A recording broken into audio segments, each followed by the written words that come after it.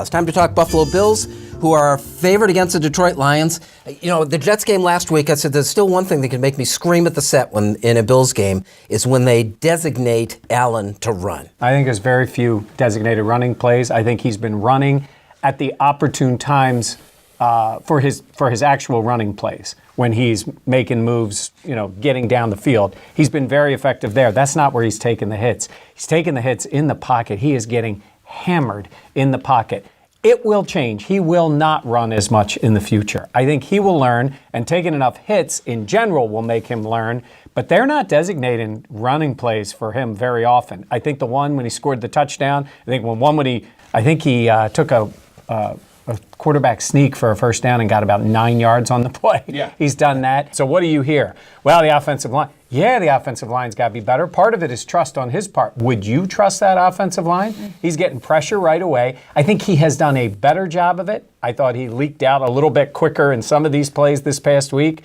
But he's still the reason to watch this team play right now. I think he's tough. I think he'll get a little smarter with some of those, taking the hits in the pocket. He's got to get rid of the ball, but I'm more encouraged by him than almost anything else I'm seeing. What else is there to be encouraged by on offense? Like, the only thing you have is Josh Allen. He's making Robert Foster look like a legitimate NFL receiver. In, 4 games? He's had 2 over 100 yards, a touchdown catch before. I mean, listen, I'm very encouraged by Josh Allen, which I'll get into more later. But, after that game on Sunday, I was more excited about Josh Allen and more terrified of this coaching staff because there are things that they are doing where your mouth is literally dropped open. Like, this kid is doing everything he can. He's sacrificing his body when he shouldn't be to get you a win against the Jets that doesn't matter. And what do? You send your field goal kicker out with a dislocated hip to kick a 54-yard field goal when if you would have went for it and not gotten it, they would have gotten the ball closer to your own end zone? Like, it doesn't make any sense to me. It's gotten a little bit better at the timeouts because he really struggled with that. We know he's been really poor in terms of the challenges, but to Pat's point, knowing those time and circumstance, kicking field goals, what you have out there on the field, I think is a pretty big deal. And I think it's been highlighted, and I don't think that necessarily goes away just because you get more talent on the field. Look, in some ways, Danny, it's been a perfect world, hasn't it? I mean, they're outplaying the teams that they're playing. Allen is progressing somewhat, and they're not winning. Well, they're which are all good things. Like Pat said, you start to look at the coaching staff and just look at. I mean, these last 2 weeks are a great example. Games that they should have won. They should have won. It's good to look at the positives. That yes, this is building towards something positive. When the draft comes around, the fact that maybe they lost these 2 games is a good thing because the pick will be a little bit better. But you start to question what's going on those sidelines because these are games that they're growing pains, but you should win these games. Okay, 2.5 is the line. Buffalo giving points to Detroit this week. Who do you like? I like Buffalo. I think the defense will do enough. I mean, Matthew Stafford is not. His numbers are down from where they were last year. Obviously, Golden Tate not being an option for them anymore since he's in Philly. I just think Buffalo's defense will do enough to win this game, and the offense will just continue. Got another game?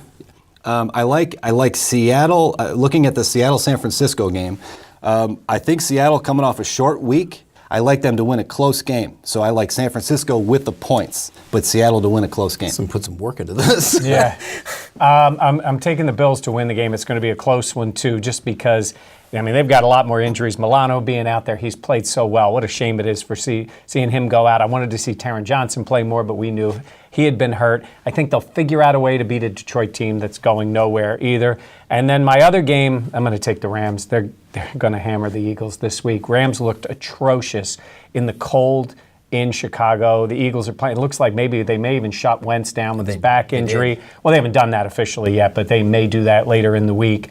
So that could be the case, and the Rams just will have too much. Eagles playing with like the 4 of us in the secondary right now, so I think the Rams will blow them out. All right, give me the Bills because they're at home. I like Denver to beat Cleveland, giving 3 points because the Browns aren't ready to win that kind of a game, I don't think yet. Okay, the Milano and Johnson injuries you brought up, and the fact that the coaching decisions are becoming more and more questionable every week leads me to believe the Bills can't win a close game against a team that still has a little bit of something to play for in the Detroit Lions coming to Buffalo. I think the Lions win that game, and the Dolphins are favored by 7 points over the Vikings. It's an advantage of the Vikings.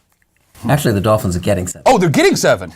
Oh, in that That's case. what plus 7 means. I was going to say, I'm sorry. I looked at it the wrong way. Oh, look who's all funny all of a sudden. Bill, comedian Pucko. I'm still taking the Vikings. Let's go with that. The Dolphins are no good. The Bills should have smoked the Dolphins a couple weeks ago. Vikings are going to cover. All righty.